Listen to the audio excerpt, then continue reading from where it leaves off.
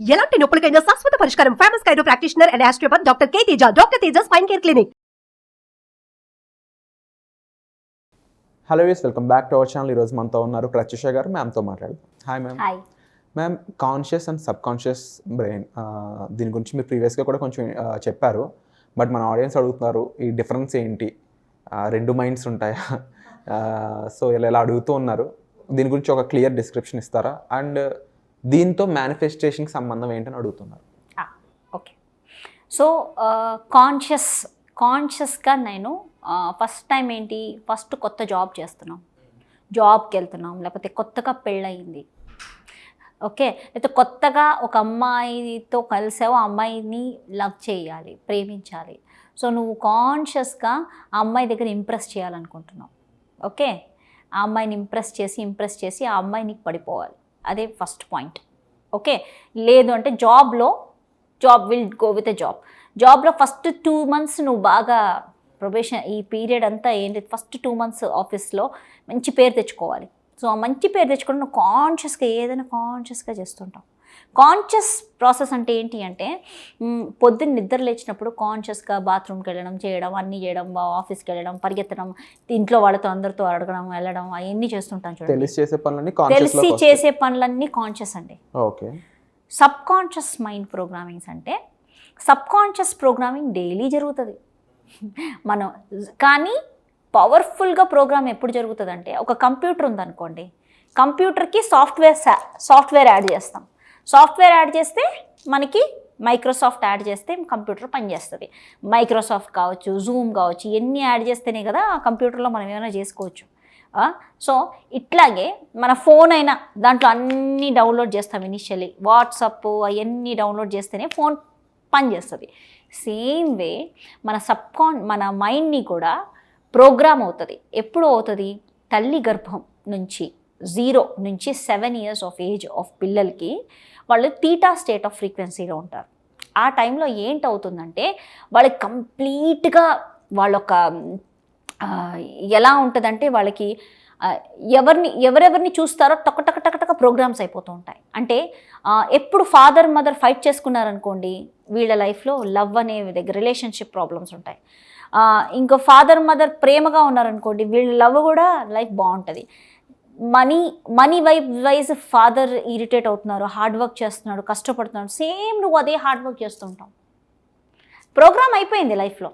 So ఈ programmes, ఇది గట్టి స్ట్రాంగ్ ప్రోగ్రామ్స్ అప్పుడు అవుతాయండి. తర్వాత లేట్లీ ఏమవుతుంది, ప్రతి ఒక్క స్టేజెస్ ఆఫ్ అవర్ లైఫ్లో ఒక బిగినింగ్ అవుతుంది.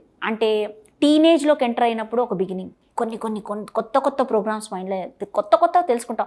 కొత్తగా ఫస్ట్ డే స్కూల్కి వెళ్ళినప్పుడు స్కూల్ టీచర్ కొడితే టీచర్ అంటే భయం పడాలి. మన టీచర్ అంటే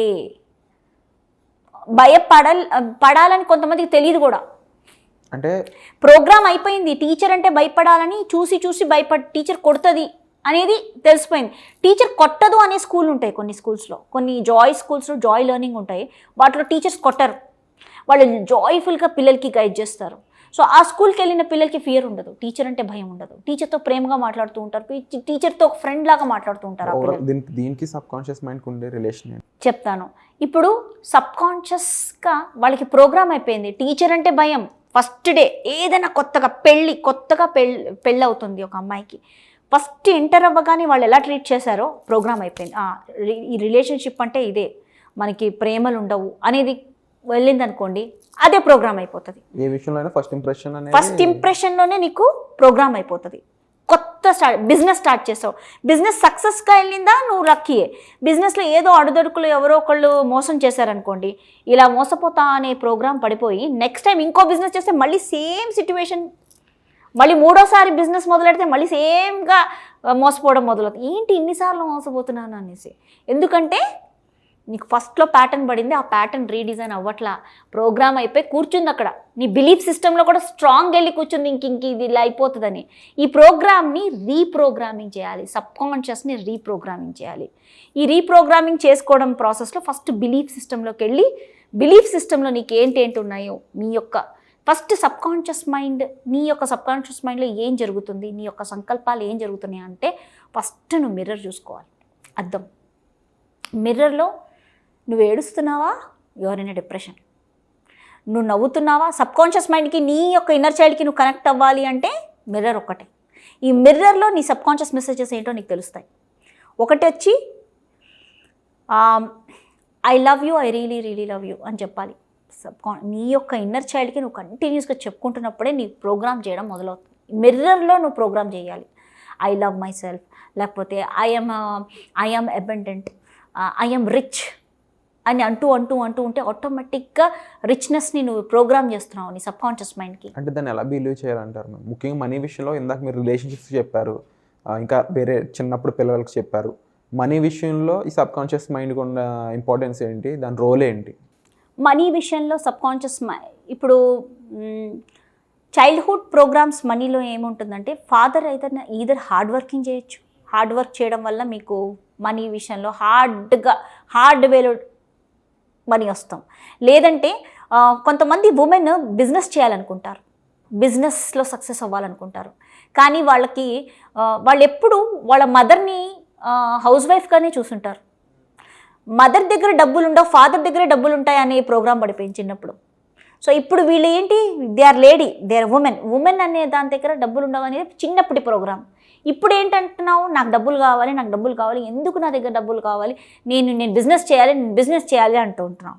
సో ఇప్పుడు ఇక్కడ నీకు మేనిఫెస్టేషన్ ఎట్లా అవుతుంది, నువ్వు అక్కడ ప్రోగ్రామ్ని తీసేయాలి, క్లియర్ చేయాలి ఆ ప్రోగ్రామ్ని రీప్రోగ్రామ్ చేయాలి. అవి నేను మనీ డిఎన్ఏ కోర్స్లో చేయిస్తానన్నమాట.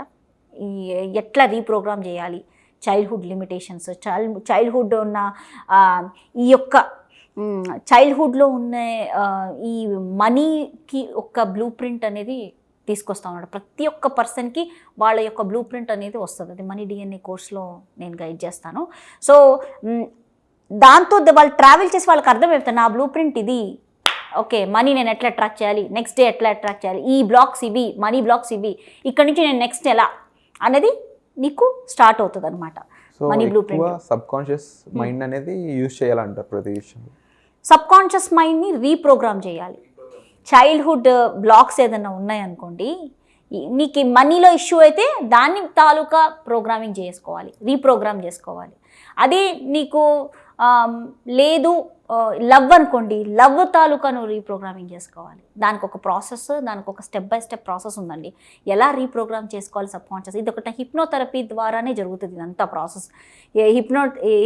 సెల్ఫ్ హిప్నోటైజ్ ఎలా చేసుకోవాలో కూడా నేను ఆ కోర్సెస్లో నా కోర్సెస్లో నేను గైడ్ చేస్తాను. అంటే మనీని ఎలా ప్రోగ్రామ్ చేసుకోవాలి, లవ్ని ఎలా ప్రోగ్రామ్ చేసుకోవాలి, నీ యొక్క సోల్మేట్ని నువ్వు మేనిఫెస్ట్ చేయాలి నీ లైఫ్లో అంటే నువ్వు ఎలా ప్రోగ్రామ్ చేసుకోవాలి, వీటన్నిటికీ సెల్ఫ్ హిప్నోటైజ్ చేసుకోవడం కూడా నేను గైడ్ చేస్తాను అనమాట. అంటే ఎందుకంటే అంతా వేరే వాళ్ళ మీద డిపెండ్ అవ్వద్దు, సెల్ఫ్గా నువ్వు చేసుకో, లెర్న్ చేయి, సెల్ఫ్ ప్రోగ్రామ్ చేసుకో. నీ యొక్క సబ్కాన్షియస్కి, నీ యొక్క ఇన్నర్ చైల్డ్కి ఏం కావాలో నీకే తెలుసు. Don't depend on anyone. నువ్వు అది నేర్చుకుని నువ్వే ప్రోగ్రామ్ చేసుకో, నువ్వు ప్రోగ్రామ్ చేసుకో, సెల్ఫ్ సబ్కాన్షియస్ ప్రోగ్రామింగ్ చేసుకున్నప్పుడు నీ లైఫ్ని నువ్వు డిజైన్ చేసుకో. నీకు ఎలా కావాలో, నువ్వు ఎలాగైతే డిజైన్ చేసుకున్నావో అది నువ్వు రియాలిటీ చూస్తావు తప్పకుండా. So that is way step by step చేయాలి ఆ ప్రాసెస్. సో ఈ సబ్కాన్షియస్ ప్రోగ్రామింగ్, ఈ ప్రోగ్రామింగ్స్ అనేది ఏదైనా కొత్త పని మొదలైనప్పుడు స్టార్ట్ అవుతుందండి. ప్రోగ్రామింగ్స్ అవుతుంటాయి. నెగిటివ్ ప్రోగ్రామ్ అవ్వచ్చు, పాజిటివ్ ప్రోగ్రామ్ అవ్వచ్చు. పాజిటివ్ ప్రోగ్రామ్కి అంత మనకి ఎఫెక్ట్ కాదు, ఎందుకంటే పాజిటివే ఉన్నా నేను ఈ ఏరియాలో, నాకు పాజిటివే థాట్ వస్తుంది, నాకు నెగిటివ్ థాట్ రావట్లేదు అనిపిస్తుంది. కొన్ని ఈజీగా మేనిఫెస్ట్ చేసేస్తాను. Somebody is born like a millionaire. ఒక బాబు మిలియనర్ లాగా పుట్టాడు. సో వాడికి డబ్బు అనేది చిన్నప్పటి నుంచి వాడికి డబ్బుల్లో ప్రాబ్లం చూడలేదు. సో ఎప్పటికీ చూడడు. ఆ నష్టపోవడం అనేది వాళ్ళ ఫాదర్ ఎక్కడో నష్టపోవడం చూశాడేమో ఆ టైంలో. 0 to 7 years ఆఫ్ ఏజ్లో వాళ్ళ ఫాదర్ ఎక్కడో ఇన్వెస్ట్మెంట్లో ఇబ్బంది పడ్డాడు, అదేదో ప్రోగ్రామ్ అయిపోతుంది అది. సో ఇప్పుడు ఇదంతా నేను ఎలా చెప్పాలంటే, ఒక సినిమా ఇప్పుడు రీసెంట్గా యానిమల్ మూవీ ఉంది. ఈ యానిమల్ మూవీలో వాడు చిన్నప్పుడు ఎంత బ్యూటిఫుల్గా ఉన్నాడు పిల్లోడు. చిన్నప్పుడు వాళ్ళ డాడీ కోసం ఎంత ఎక్సైట్ అవుతున్నాడు. వాళ్ళ డాడీ బర్త్డే అంటే వాడు వెళ్ళి వెయిట్ చేస్తున్నాడు వాళ్ళ డాడీతో మాట్లాడడానికి.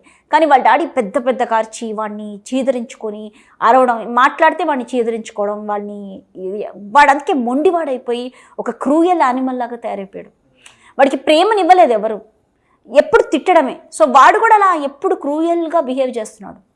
అలా చూపించాడు మూవీ లెసన్ వచ్చేసి నాకు అట్లా అర్థమైంది. సో మోస్ట్లీ వాట్ ఏంటంటే నువ్వు ఎప్పుడు నీ పిల్లల్ని ఎప్పుడు ప్రేమతో దగ్గర తీయడం, ఈ 0 to 7 years ఆఫ్ ఏజ్లో వాళ్ళకి లాట్ ఆఫ్ లవ్ చూపించడం, వాళ్ళ ముందు పేరెంట్స్ ఫైట్ చేసుకోవద్దు. ఎందుకంటే ఒక బేబీకి 2 children ఉంటారు ఒక పేరెంట్కి. ఒక చైల్డ్కి డివోర్స్ అయిపోయి ఉంటుంది పెద్దయ్యాక, ఇంకో చైల్డ్కి డివోర్స్ అవ్వదు, ప్రేమగా ఉంటాడు. వీడు ప్రేమగా ఉన్నాడు, వీడికి ఎందుకురా ఇలా అయిపోయింది అని బాధపడుతూ ఉంటారు చాలామంది పేరెంట్స్. ఎందుకు అవుతుందంటే వీడి టైంలో మీరు బాగా ఫాదర్ నాకు వీళ్ళొద్దు అనే అంత ఫైటింగ్ అయిపోయి ఉంటుంది. ఆ టైంలో రిలేషన్షిప్ ఇష్యూస్ ఉండొచ్చు. ఇంకో బేబీ అంటే ప్రేమగా అయిపోతారు పేరెంట్స్. సో అది కూడా ఎఫెక్ట్ చేస్తుంది వాళ్ళకి. సో ఒక్కొక్కళ్ళ సొంత పిల్లల్లో కూడా ఒక్కొక్కలాగా అవుతుంది. ఎందుకంటే ఒక్కొక్క ప్రోగ్రామ్స్ అవుతూ ఉంటాయి వాళ్ళకి ఒక విధంగా. బికాస్ ఆ టైంలో నువ్వు ఏ బిలీఫ్ సిస్టమ్ వాళ్ళకి పెట్టావు. సో ఎప్పుడు పిల్లలతో మనం పిచ్చి చూపించడం కావచ్చు, విజన్స్ కావచ్చు, అవన్నీ మనం జాగ్రత్తగా చూసుకోవాలి.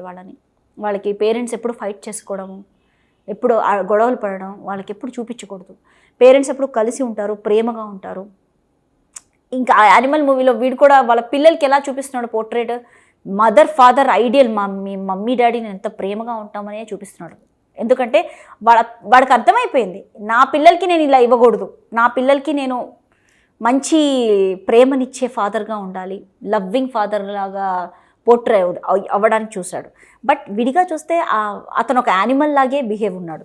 సో మన లైఫ్లో కూడా సబ్కాన్షియస్ మైండ్లో ఉన్న ఇన్ఫర్మేషన్కి ఎక్కువ పవర్, ఎక్కువ ఇంపార్టెన్స్ మన లైఫ్ని డిసైడ్ చేస్తుంది అంటే. అవును. Wonderful ma'am. సో ఓవరాల్ ఈ సబ్కాన్షియస్ అండ్ కాన్షియస్ గురించి క్లియర్గా మాకు ఎక్స్ప్లెయిన్ చేసినందుకు thank you so much ma'am. Thank you.